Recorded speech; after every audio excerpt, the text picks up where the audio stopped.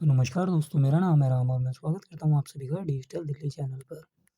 आज हम बात करने वाले हैं जैसे कि जो फर्स्ट लिस्ट निकली ईडब्ल्यूएस कैटेगरी की, यदि इनमें आपके बच्चे का नाम नहीं आया है, जिन पेरेंट्स के बच्चों का नाम नहीं आया फर्स्ट लिस्ट के अंदर, तो क्या कोई ऐसा तरीका है जिसके बिहाफ़ पे आप अपने बच्चे को फ्री में प्राइवेट स्कूल में पढ़ा सकते हैं? जैसे कि ईडब्ल्यूएस कैटेगरी से आप एडमिशन करवाते हैं, क्या कोई ऐसा और भी तरीका है जिसके बिहाफ़ पे आप अपने बच्चे को किसी अच्छे प्राइवेट स्कूल के अंदर पढ़ा सकें, वो भी एकदम निःशुल्क यानी कि मुफ़्त में? तो ऐसी क्या चीज़ है जिसके ब्याह पे आप अपने बच्चों को एडमिशन दिला सकते हैं, वो भी अपने मनचाहे पसंद स्कूल के अंदर? और इसके लिए आपको क्या करना होता है? और इसके लिए आपको क्या-क्या दस्तावेज़ों की आवश्यकता पड़ती है? यानी कि आपको क्या-क्या डॉक्यूमेंट्स चाहिए होते हैं? तो देखिए, आप सबको ये तो पता है कि ईडब्ल्यूएस कैटेगरी से अगर फॉर्म फिल करते हैं और नाम आ जाता है बच्चे का, तो आप किसी प्राइवेट स्कूल के अंदर जिसमें बच्चे का नाम अलॉट हुआ, उसके अंदर बच्चे की एजुकेशन फ्री रहती है, बुक्स, ड्रेस, कॉपी, किताब सब फ्री रहती हैं।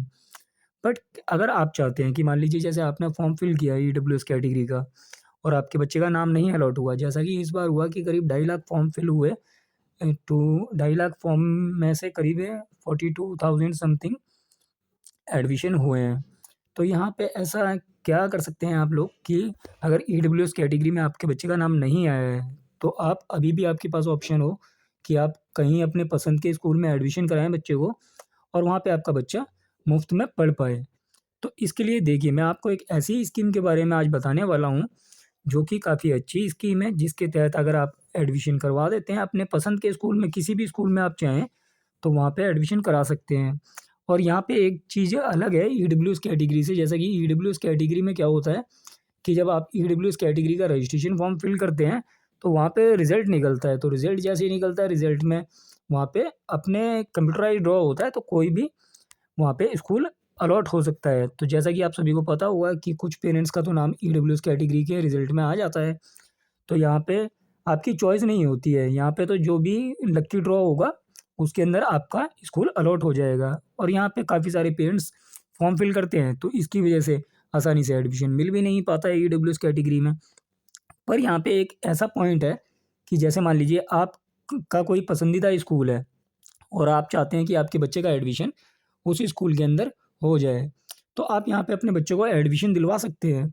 एडमिशन दिलवाने के लिए आपको क्या चाहिए, जैसे कि क्या करना है, तो एक स्कीम होती है, तो इस स्कीम के ज़रिए आप लोग यहाँ पे अपने बच्चे का एडमिशन करा सकते हैं। स्कीम का नाम जो रहता है, यहाँ पे क्या है, जैसे कि एक पॉइंट ये रहता है, जैसे आपने स्कूल में एडमिशन करा दिया, तो जब आप स्कूल के अंदर एडमिशन करवा रहे हैं, तो यहाँ पे अभी आपको स्टार्टिंग में तो फ़ीस पे करनी पड़ेगी।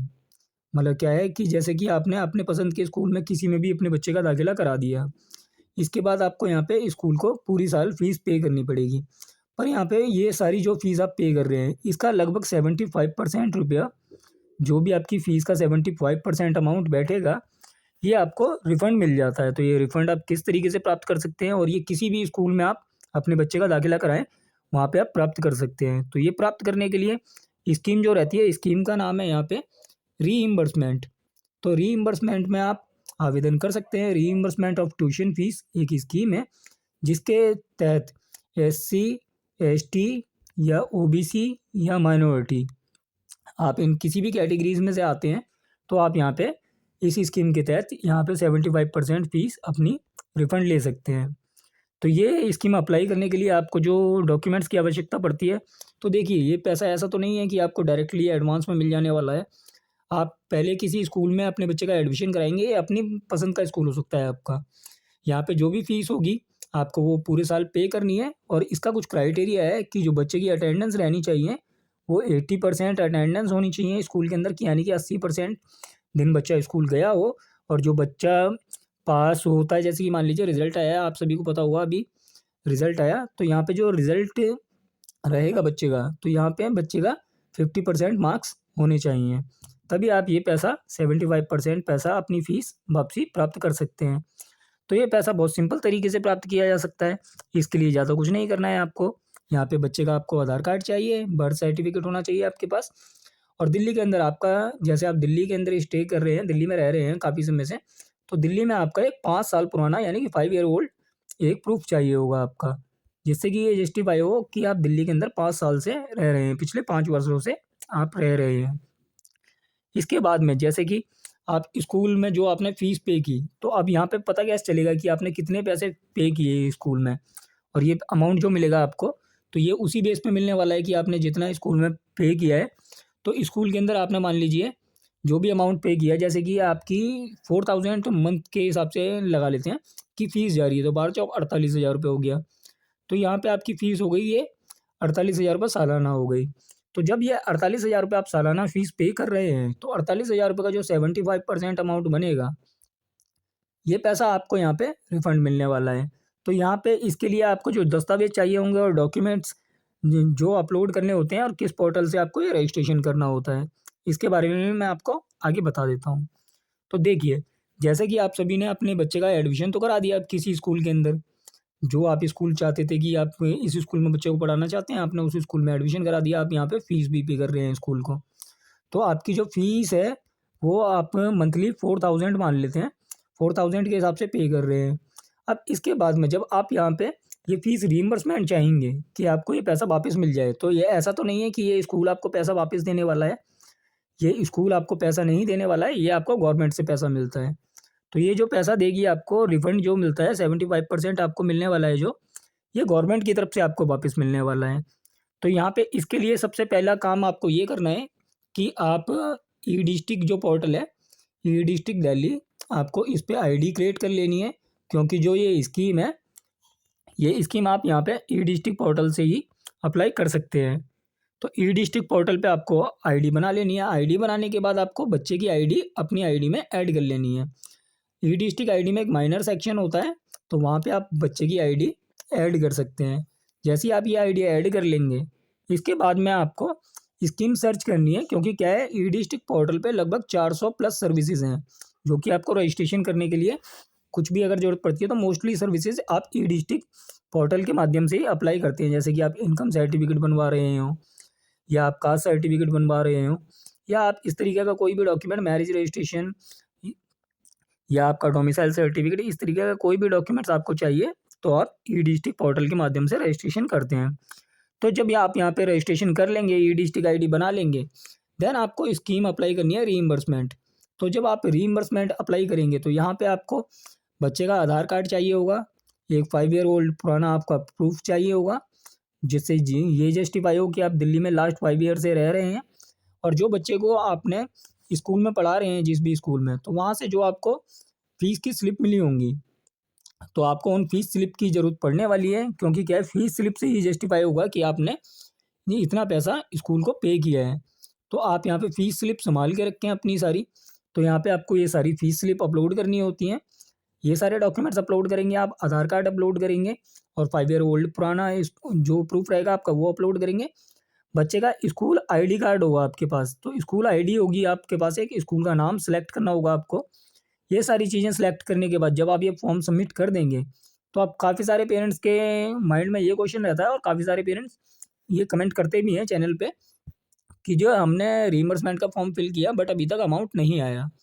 तो देखिए, रीइंबर्समेंट का क्या है कि आपका जो अमाउंट अगर नहीं आ रहा है, तो रीइंबर्समेंट अमाउंट के लिए आप रीइंबर्समेंट ऑफिस से, आपका यहाँ पे आईटीओ पे, महिला आयोग के पास में ही आपका ऑफिस है ये। अगर आपको लगता है कि आपका अमाउंट अभी डिले चल रहा है, क्योंकि क्या होता है, एप्लीकेशन तो आपने अप्लाई कर दी, इसके बाद आपको कहीं ऑफिस के तो चक्कर काटने नहीं है, क्योंकि जो आपकी एप्लीकेशन है, ये डिपार्टमेंट जो रीइंबर्समेंट डिपार्टमेंट है एससी एसटी ओबीसी माइनॉरिटीज़ के लिए, तो ये डिपार्टमेंट आपके स्कूल से वेरीफाई करेगा डिटेल्स आपकी कि ये फ़ीस बच्चे के द्वारा भरी गई है, मतलब बच्चे के पेरेंट्स के द्वारा ये फ़ीस पे की गई है।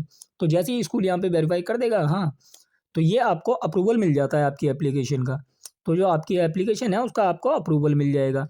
पर यहाँ पे ऐसा होता है कि जब आप अप्रूवल मिल जाता है, तो आपको यहाँ पे ना एक चीज़ और ध्यान रखनी है, जो अकाउंट चाहिए आपको अकाउंट भी लगाना पड़ता है इसके अंदर, क्योंकि आपका जो पैसा रिइंबर्स होने वाला है, तो ये आपके बैंक अकाउंट में ही आने वाला है। और जब ये अप्रूवल मिल जाता है, तो अप्रूवल मिलने के बाद भी काफ़ी समय तक लोगों का पैसा ही नहीं आ रहा है अकाउंट में। तो यहाँ पे आपको क्या करना है कि अगर ऐसा कुछ इश्यू आता है आपको, तो आईटीओ पे महिला आयोग के पास में ही इसका ऑफिस है, रीइंबर्समेंट ऑफ ट्यूशन फीस का, जो एससी एसटी ओबीसी माइनॉरिटीज़ के लिए है। आप वहाँ पे अपनी एक्नॉलेजमेंट स्लिप लेके जा सकते हैं, और वहाँ पे कंफर्म कर सकते हैं कि जी अप्रूवल तो आ गया है, बट पैसा अभी तक हमारे खाते में नहीं आया है। तो वहाँ से आपको कंफर्म कर दिया जाता है कि कब तक आपके अकाउंट में बैलेंस पहुँच जाएगा। तो आप बहुत सिंपल सी प्रक्रिया है, इसके तहत भी आप अपने मनपसंद स्कूल के अंदर एडमिशन करा सकते हैं। ज़रूरी थोड़ी है कि आपको ईडब्ल्यूएस में नाम नहीं आया तो कहीं एडमिशन नहीं कराएँगे। आप ई रीइंबर्समेंट स्कीम के तहत अपने मनपसंद स्कूल के अंदर अपने बच्चे को पढ़ा सकते हैं। और अब बात आती है कि जो सेकंड लिस्ट की संभावनाएँ, मैंने आपको कल भी बताया था, सेकंड लिस्ट जो आ सकती है वो आपकी 26 मई के बाद आ सकती है, इससे पहले आने की उम्मीद नहीं है। और यहाँ पे जो फ्री शिप का फॉर्म काफ़ी सारे पेरेंट्स भरना चाहते हैं, तो फ्री शिप के लिए काफ़ी सारे डॉक्यूमेंट्स पूछते रहते हैं पेरेंट्स कि फ्री शिप का जो फॉर्म रहेगा ईडब्ल्यूएस फ्री शिप, इसके लिए क्या दस्तावेज़ लगने वाले हैं। तो दस्तावेज़ सेम ही लगते हैं, जैसे कि ईडब्ल्यूएस कैटेगरी में आपने अगर फॉर्म फिल किया होगा, तो जो डॉक्यूमेंट्स आपने वहाँ जब दिए थे वही डॉक्यूमेंट्स यहाँ पे फ्री शिप के लिए लगने वाले हैं आपके। तो यहाँ पे आपको इनकम सर्टिफिकेट की ज़रूरत पड़ सकती है अगर आप ईडब्ल्यूएस कैटेगरी से आवेदन करेंगे, या फिर आप राशन कार्ड की ज़रूरत पड़ सकती है आपको। अच्छा, आपको इस बात का विशेष ध्यान रखना है, आप इनकम सर्टिफिकेट किसी प्रोफेशनल पर्सन से भरवाएँ, क्योंकि अगर आपका इनकम सर्टिफिकेट रिजेक्ट हो गया तो और आपके बच्चे का नाम अलॉट हो भी गया, तो आपको यहाँ पे डिफिशियंसी मेमो मिल जाएगा, क्योंकि इस बार ये समस्या बहुत देखने में आई है। तो और अगर आप राशन कार्ड से आवेदन करते हैं, तो आप ये भी सुनिश्चित कर लें कि आपके राशन कार्ड में बच्चे की मदर का नाम हो, बच्चे का नाम हो। इसके भी पे भी आपको डिफिशियंसी मेमो मिल सकता है। सेम प्रक्रिया इसी तरीके से डीजी कैटेगरी वालों के साथ है। अगर आप डीजी कैटेगरी से फॉर्म फिल करते हैं, तो आप यहाँ पे एससी या एसटी कैटेगरी से भर रहे हैं तो ठीक है, कोई दिक्कत नहीं है। बट अगर आप यहाँ पे ओबीसी कैटेगरी से फॉर्म फिल करेंगे, तो ओबीसी कैटेगरी में आपका सर्टिफिकेट करंट ईयर का बना होना चाहिए, तभी आपसे एनसीएल डिमांड नहीं होगा। वरना आपसे जब आपके बच्चे का नाम अलॉट हो जाएगा, तो आपसे ओबीसी एनसीएल सर्टिफिकेट मांगा जाएगा। बट मैंने ओबीसी एनसीएल के बारे में भी आपको वीडियो में अपडेट किया हुआ है, काफ़ी सारी वीडियोज़ में, कि आप ओबीसी एनसीएल सर्टिफिकेट किस तरीके से बना सकते हैं। बहुत सिंपल प्रोसेस है, आप अपने आसानी से बनवा सकते हैं ओबीसी एनसीएल सर्टिफिकेट। तो आशा करता हूँ दी गई जानकारी आपको अच्छी लगी हो। जानकारी अच्छी लगी हो वीडियो लाइक करें, चैनल सब्सक्राइब करें, दोस्तों के साथ शेयर करें। ऐसी यूज़फुल इन्फॉर्मेशन आपको मिलती रहेगी भविष्य में भी। धन्यवाद।